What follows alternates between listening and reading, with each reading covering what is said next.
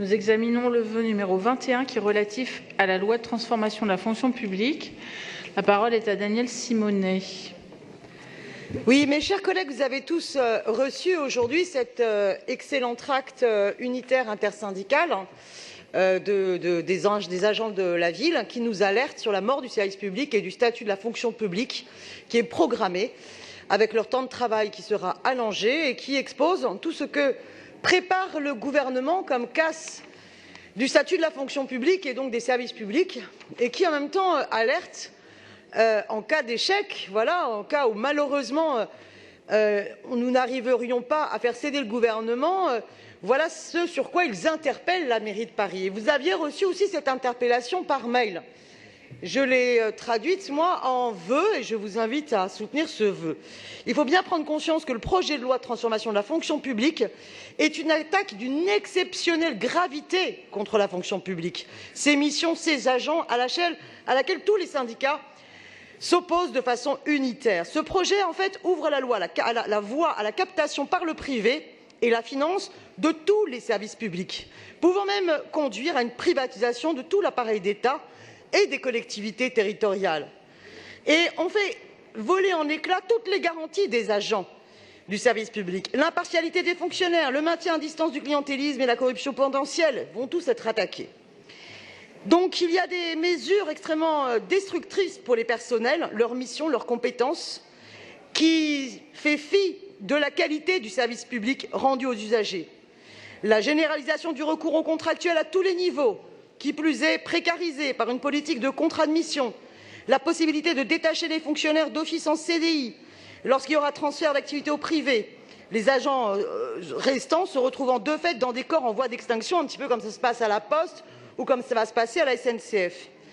Bref, et j'en passe. Des situations extrêmement graves qui vont aller à l'encontre de la réduction du temps de travail et des accords. Merci Madame Simonet, vous avez dépassé votre temps de parole. Juste une phrase, voilà, je demande à travers ce vœu, je ne peux pas lister tous les points, mais que la ville de Paris s'engage à ne pas appliquer l'ensemble des mesures régressives qui sont contenues dans la loi de casse de la fonction publique, qu'il s'agisse des CHSCT, qu'il s'agisse des primes et des organisations du temps de travail. Pour vous répondre, je vais donner la parole à Véronique Levieux. Merci Madame la maire. Chers collègues, cher Daniel Simonet, lors de notre précédente séance, déjà, j'avais exprimé dans ma réponse à un vœu présenté par le groupe Génération et Communiste Front de Gauche nos questionnements et inquiétudes par rapport à ce texte, dont la vocation initiale était d'accompagner, faut-il le rappeler initialement, les 120 000 suppressions de postes prévues par le gouvernement. Ce projet de loi, nous ne l'avons pas appelé de nos vœux, il ne nous semble pas répondre aux enjeux et défis qui attendent la fonction publique aujourd'hui.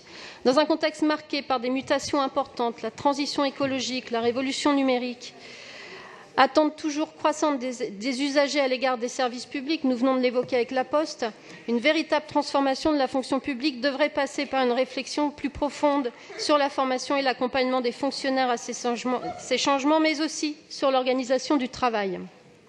Ce projet de loi, dans sa mouture actuelle, ne semble pas avoir cette ambition et n'intègre ni la dimension des qualités du service public, ni celle des conditions de travail des fonctionnaires qui sont incontestablement liées. Or, notre majorité, depuis 2001, n'a cessé de prouver son attachement au service public et aux agents qui le font vivre. Je ne pourrai, faute de temps, lister l'ensemble des mesures, des équipements publics. Nous avons créé des recrutements d'agents nécessaires à leur fonctionnement. Ainsi, loin de suivre un mouvement amorcé de longue date dans beaucoup d'autres collectivités ou administrations, la ville a créé et continue de créer de l'emploi public. Je réaffirme ici que nous demeurons fidèles dans notre attachement à la fonction publique parisienne. Nous la défendons avec constance et nous continuerons à le faire, notamment pour préserver des particularités qui lui permettent de garantir un haut niveau de service public aux Parisiens. Je pense notamment au corps des éboueurs, des égoutiers ou des professeurs de la ville de Paris, entre autres. Nous maintenons par ailleurs un dialogue social d'une grande richesse avec les organisations syndicales au bénéfice des agents. Le dernier exemple en date étant l'adoption en avril dernier des nouveaux taux de promotion qui n'auront jamais été aussi élevés. Nous prouvons ainsi que le dialogue social nous permet d'engager des avancées concrètes et durables pour nos agents.